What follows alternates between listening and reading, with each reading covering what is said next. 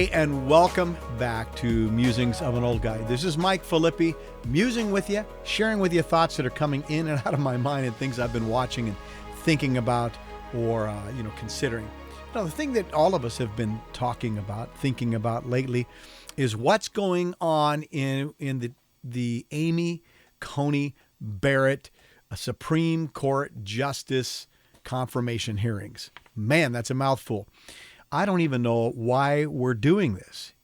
Have you watched any of it? Really, there's no need to watch any of it except to see the brilliance, the stability, the clarity of this gal, Amy Coney Barrett. What an amazing mind.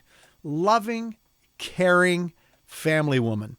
Loves her kids, loves her family, loves this country, and loves people in general. She's just a sweetheart.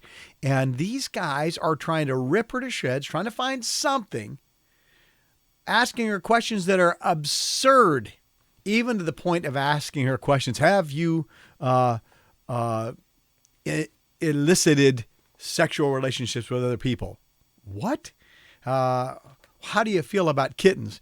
That guy, when he asked her those questions, I really believe that was Senator Kennedy. I believe that he was trying to show that she's a lovely person, that she loves kittens, she loves animals, she loves family. But more than that, she loves human beings. She loves caring for people, and she's a very stable person. This is a unique individual, I must say. Well, if you've been watching it all, you've seen craziness. The other day when Cory Booker attacked her and asked her questions, just trying to gouge and trying to trip her up, trying to get her to say something that he'd go, aha. Well, I'll tell you one thing that she continues to do, which is amazing. And this is whether it's Kamala Harris that's trying to attack her, which that was just a brutal thing, the way that Kamala Harris did it, again, with that self-righteous smirk on her face. I remember a couple of days ago when, she would always continue to look down and she'd talk and then she'd look down at her notes. She'd talk. And one of the senators finally said, look, what is it that you keep looking at? What do you have written there? Because you keep referring to it. We all have binders and notes and note stacks of notes. What is it that you're referring to there? And you remember what she did? She just picked up her notes and she said, it's just empty paper. She wasn't looking at anything. She was looking down to think, putting her thoughts together, and then she'd readdress. She had empty paper. These guys had notebooks full of notes. They're scribbling and they're scratching and they're writing and underlining and highlighting, and she's answering and keeping up. And they're amazed. How is she doing this? Because she's brilliant. She truly is. This is one of the wisest, smartest, most capable justices I've ever seen nominated. I hope she makes it. Well, there isn't any hope about it. We have the votes. The Republicans have the votes. So this is all just showboating. It's all just for the sake of these senators getting up there and saying, look at me. I can ask these questions. I'm going to ask tough questions. They're not tough questions. They're ridiculous questions. They're silly questions. So one of the things that you'll find with this incredible candidate is Amy Barrett continues to say, look, I'm not answering that question because that's a hypothetical situation that hasn't occurred and isn't occurring. And that would really be a silly thing to answer. Or if they ask her about something that is currently looks like it's going to be a case that will come before the courts, she simply says, look, I'm not going to address that because that wouldn't be right. That's a case that may be coming up, and I'm not going to prejudice the case by throwing these ideas out or those ideas. We'll see it.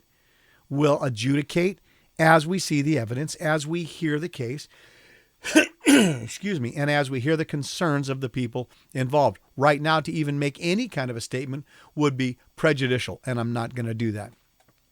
And then the other thing that she would say continuously, over and over, and consistently is, look, I'm going to try each one of these cases. I'm going to hear each one of these things that come before me based on the Constitution, based on law, not based on preference, not based on my desires, not based on your desires, not based on what other people are pressuring me to do, but based on the law. I'm going to base it on cases that have already been adjudicated. I'm going to base it on where we are as a country. I'm going to base it on what the Constitution says what it meant when it was written, what it meant when those guys who wrote it, what they were saying, not what you wish it would say, not what you wanted it to say, but what is the Constitution saying?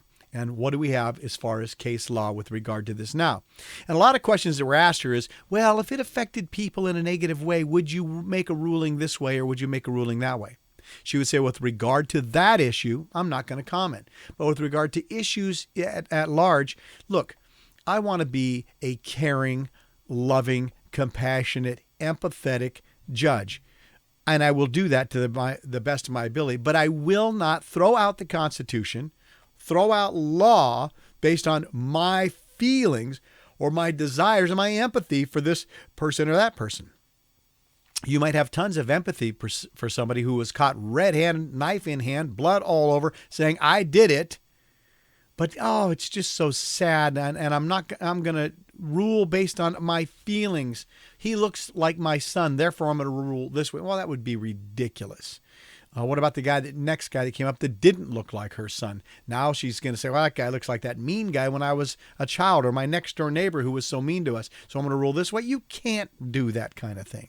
You're either going to rule, and you're going to rule based on law and based on good sense, or it's going to be completely subjective based on your feelings, your experiences, and how you wish things would turn out. That's the kind of judges we're trying to get away from. We want judges that are clear-minded, non-prejudicial, and coming in understanding clearly case law, historical case law, and what the Constitution says. So she's got to be constitutionalist, and this gal is. So I'm very, very thankful for this particular selection. Now, you've heard packing the courts. What is this packing the courts? Well, there are 9 justices that sit on the Supreme Court. There have been for 150 years. Really, there is no statute or law keeping us from adding more justices. But it is something that we have all done and agreed with and been happy with for 150 years. Although a couple different times, people tried to change that, and it was shut down by both parties, by both sides, by the American people. Why? Because 9 seems to be the perfect number. And when you have 9 and you have a split court, it's going to split 5-4 or 4-5. It's not going to split 4-4 or something like that. So we have a nice balanced number.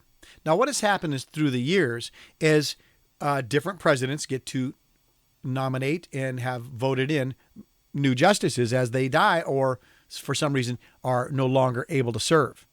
And so when they go to fill that vacancy, they try to fill it with somebody they believe will represent their party's interest, their kind of judge, and they try to get that judge in place. Now, historically, the Democrats have wanted very liberal, progressive judges. They wanted people that rule things based on the cultural norm at the time and the social, cultural, political climate at the time. They don't have any respect or much respect for history, for the Constitution, and for the will, desires, and foresight of our forefathers. They have a desire to see certain things ruled on a certain way. And so if they can't get something passed as a policy, as a law, then they try to do it through the Supreme Court, and which will rule even over those things, which is wrong. So you understand that.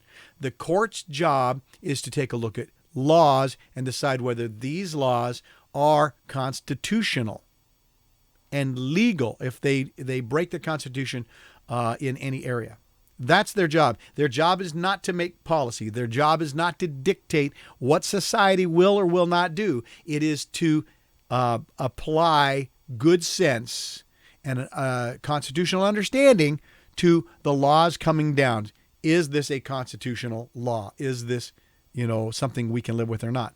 That's really what it is. So the Democrats have tried to get very, very liberal very progressive judges in there that will agree with the policies they wish that they could get passed, but the American people don't want that policy. And so they'll try to ram it all the way to the highest court. And then those guys will judge these people that are not elected, that have an appointment, and it's a lifetime appointment. So there's people that have been there 40 years. They'll make a decision based on this bent that they have. And we've seen some judges with some very liberal, very progressive, socialistic, communistic bents making decisions. Now, on the conservative side, the Republican side, is like, we want to get a constitutionalist as a judge, somebody that knows the Constitution, will apply the Constitution, that understands what the intent of our forefathers was or were, what the intent of our forefathers was when they wrote these things, because they understood where this country might go and how we would go off the rails this way or that. And they're trying to protect us when they wrote the Constitution the way they did. And so we want a constitutionalist as a judge, not somebody that's trying to railroad an agenda, that's trying to get their way, but somebody that understands the Constitution and wants to see the Constitution applied in a strict, formal manner. I hope that makes sense. So that's what they're trying to do. Now, check this out. If they pack the courts, like right now, let's say the next president, let's say they get the Senate, let's say they get the House, and the next president gets there and they go, let's pack the court. At that point, we will have a court that is either 4-5 or 5-4. That's the way it's looking. Now, if Amy Coney Barrett gets in, we will have a court that's tilted 5-4 Republicans against progressive liberals. 5 more conservative, not completely conservative, but more conservative.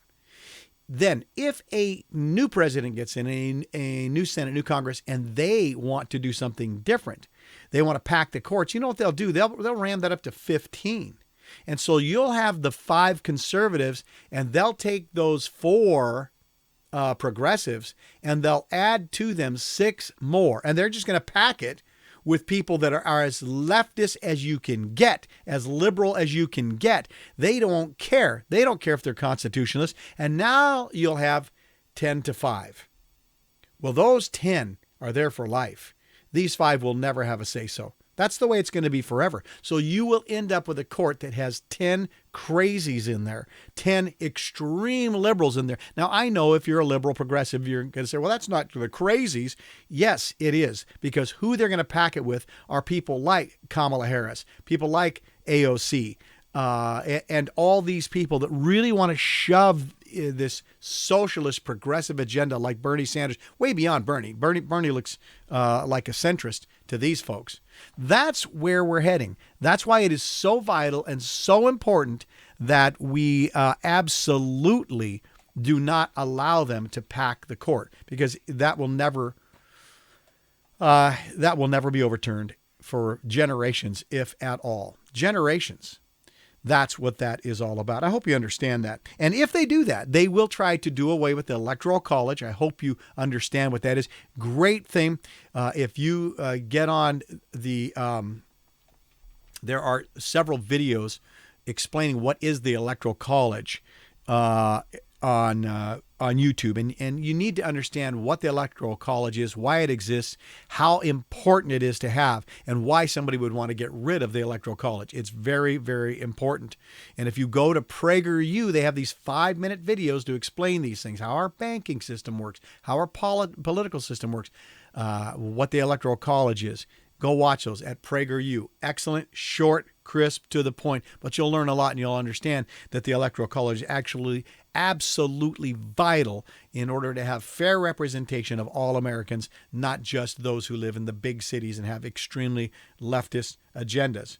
You're going to see they will try to overturn or to push the Obamacare thing, the Roe v. Wade thing. They will push lockdowns. They will push different kind of relationships with China. They will push corruption like we've never seen before. The kind of corruption that if we lose this, if the conservatives lose this, look, it isn't about Republican, Democrat anymore. It's about conservatives who believe in the rule of law and the Constitution, and progressives who don't like the Constitution, do not believe in the rule of law, believe in gang violence, and it's as separate as black and white, east and west now. It's nothing like it's ever been before. That's why so many Democrats, people that have voted Democrat their entire life, are jumping over onto the Republican ticket. Not that they love Donald Trump. Not that he's their favorite candidate. It's that they know that Donald Trump is a constitutionalist. He loves this country, and he will not ramrod this socialist agenda. And so that's what it's coming down to. And a lot of people are jumping ship from the left side. I believe that we're going to have a landslide, and I pray that we do. Without a landslide, this will be completely contested, and you're not going to know who's president for months. Who knows? There will be blood in the streets. People are going to fight this. But if it's a massive landslide, if everybody who's going to vote votes, and if you vote according to what this country stands for, and if you vote, and the values you need to look at is freedoms, our freedoms, freedom of speech, freedom to assemble, freedom to bear arms, to keep and bear arms. These freedoms that are basic to what America is, these will be overturned. If you care about these things, if you care about Israel and what's happening with Israel and the Middle East, if you care about peace in the Middle East, these are things that the right-wing conservative Republican, that vote is for that, and the right to life. Now, there are people who are on this side with me, the Republican or conservative side, who still really are committed to a woman's right to choose, and they have reasons for that. But that is not the issue that they're going to make their decision on. For me, it is. If you're going to go out and kill babies just indiscriminately and don't care, that's a big issue for me. That would be if I was going to be a single issue voter, that would be it. Freedom of religion, the freedom for the church to assemble and to do what churches do, freedom of religion. That is a single issue. If they were going to overturn that, I would fight for that. Our relationship with Israel and keeping Israel strong and safe on the global scene. Let me tell you something. That's very big. That's enough to be a single issue voter. But there's 6 or 7 single issues that are all coming from the right. So if you want to add those up, now you might have, a real watershed issue for a lot of people is the abortion issue. And some people, well, I believe the woman has a right to choose.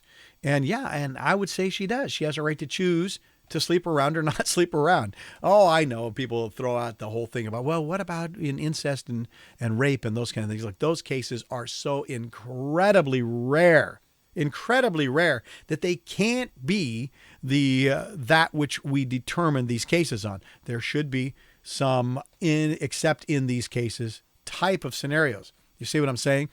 So make an if, and, or but in those cases, an exception. So we're talking about some big issues. You need to understand what's going on with this Amy Coney Barrett confirmation hearings. She will be confirmed.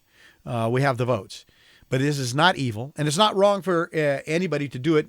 Now, listen, a president is nominated and elected to be a president for 4 years, not for 3.5 years, not for 3 years, for 4 years. And Donald Trump is the president of this country all the way up until January. Next January. So for people to say, well, he can't nominate, one of the most important things that a president can do is to nominate good justices for the Supreme Court.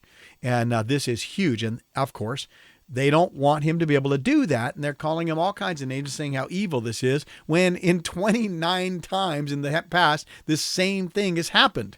So this is not rare. It is not new. It is not evil. It is not wrong. When a president has a chance to appoint a Supreme Court justice, they do it. It's important. It needs to be done, particularly when this president has, the Senate, and he has the opportunity to do that. So do it. That's the will of the people. Those people are senators and congressmen because of the will of the people. This man is the president because of the will of the people. They have the right to make these decisions. So don't be fooled by what's being said to you through this crazy thing called the media. And so there you go. That's my take on Packing the Court and Amy Coney Barrett. I hope that makes sense to you. We'll post this and hope that you will subscribe and like and share and tell people about this. I want to see if this channel can grow. See if we can get other people on here. We're testing the waters. See if Musings of an Old Guy should be a political thing or talking about crazy drivers or how you use a Ginsu knife. It's up to you. Tell me what you want to see. So comment below and let me know, what do you want Musings of an Old Guy to be? Because we're going to be talking about things that are related to people that are around my age. And so what is my age? Say, that's the thing. We want to be able to talk about things that are affecting people in their seniors. Your diet, your health, exercise, keeping sharp, helping your eyes to continue to work, helping your legs and joints to continue to work, helping your mind to continue to work, and issues that affect you. Don't be afraid they're going to take away your Social Security or your Medicare. Come on. Those are hot issues that they're just messing with your head. There we go. We'll have more. So don't forget, like, subscribe, and comment. Let me know what you want to see and what you don't want to see. All right. Thanks for joining us. This is Musings of an Old Guy. My name is Mike Filippi, and it's a thrill to be able to do this with you. I hope you like it. Thank you very much. God bless you.